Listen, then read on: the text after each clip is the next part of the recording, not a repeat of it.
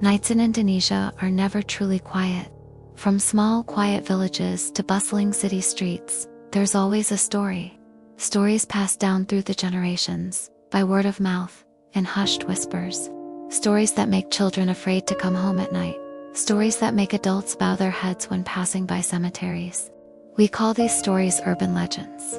Are they real or just fairy tales? No one can say for sure. But one thing is certain, these stories were born from human fear, and to this day, they live on. Tonight we'll revisit 5 of the scariest urban legends from Indonesia. These stories will take us to Jakarta, Kalimantan, Java, and even Banyuwangi. These stories will make your hair stand on end just by hearing them. Jakarta, the city that never sleeps. But behind the glittering lights, there's one place that holds a dark story, Jeruk Purut Cemetery. Legend has it that among the old moss-covered gravestones lies the figure of a headless priest. He walks slowly, carrying his own head in his hands, accompanied by a large black dog. This story first surfaced in the 1980s, when a cemetery caretaker claimed to have seen the apparition. The scary thing is, this ghost only appears to an odd number of people. If you come with 4 people, only 3 will see it, and those who don't see it will usually feel like something is following it home. Imagine walking through a quiet cemetery, and suddenly one of your friends looks at you with a pale face and says, "Don't you see? He's right there, standing among those gravestones." Since then, many people have come to Jeruk Purut Cemetery just to find out. Some leave with stories to tell, others only to leave with lifelong fears. We move to East Kalimantan, to the banks of the vast and dark Mahakam River. There, the fishermen have their own stories, the story of the river Kuntilanak. She's no ordinary Kuntilanak. She's depicted in wet white clothes, long hair covering her face, and the scent of jasmine flowers mixed with the stench of the river. On certain nights, the sound of her cries echoes as the water flows. People believe that if the sound of a cry sounds far away, it means the person is near. If it sounds close, it's actually far ahead. And if you hear the same cry over and over again, don't look back, because they might already be there. There is a story about a young fisherman. That night he was rowing alone. Suddenly he heard a woman's voice calling his name, from the middle of the river. When he turned around, he saw a woman standing on the surface of the water. Her body was soaked, her face was pale, her eyes were empty. The next day, the fisherman's boat was found drifting without a crew. There were only wet small footprints, like those of a woman, on the board of his boat.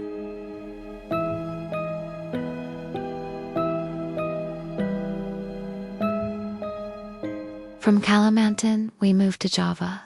This is where one of the most famous legends was born, Sundel Bolong. It is said that she was once a woman who died tragically. She was pregnant, but was murdered. Her body was simply buried, until she finally gave birth underground.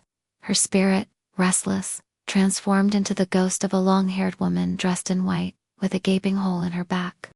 The story about the Sundel Bolong is always the same. She appears to seduce men alone at night. She has a beautiful face and a sweet smile. But as soon as the man turns around, she reveals her back a large hole, filled with worms and blood. There's a story from a village in central Java. A young man was returning home late at night. He met a beautiful woman who asked him to take her with her. The man complied. But along the way, he felt strange. The scent of jasmine flowers mixed with a putrid odor stung his nostrils.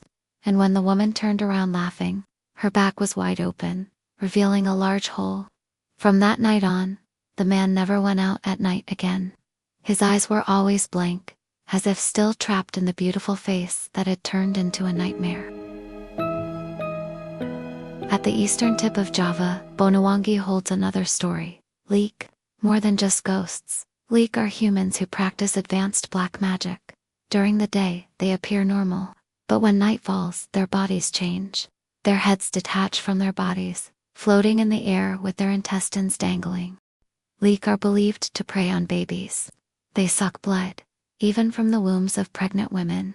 Therefore, in Banyuwangi, there is a tradition of protecting pregnant women with special prayers and rituals.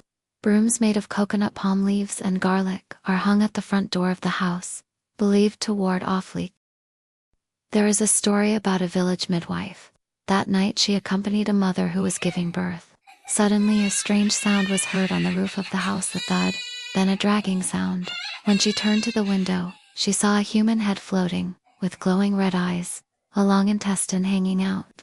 She immediately recited a prayer out loud, and the creature disappeared. However, the baby who was born that night is said to have died before he could take a deep breath.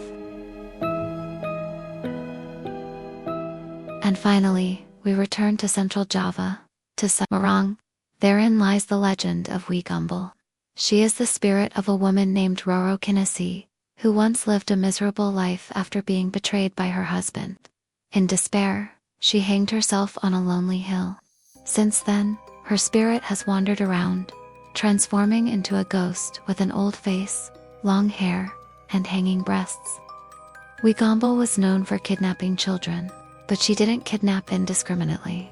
The children she took were those who had been neglected, beaten, or unloved by their parents. The children she took into her realm felt comfortable. They were given toys and affection, but all of this was just an illusion. When she returned, the children returned with pale faces and empty eyes. When asked, they only answered softly, "A mother took me."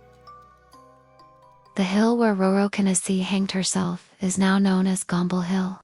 To this day, many drivers who pass through there claim to see a woman floating in the trees, calling out in a soft voice. Those are the 5 scariest urban legends from Indonesia. These stories send shivers down our spines, even if we've only just heard them. Are they all real? Or are they just tales told to scare us? No one can be sure. But one thing is certain. These stories are born from human fears of the dark, of death, of loneliness. And perhaps behind the stories, there's a reality we can't see.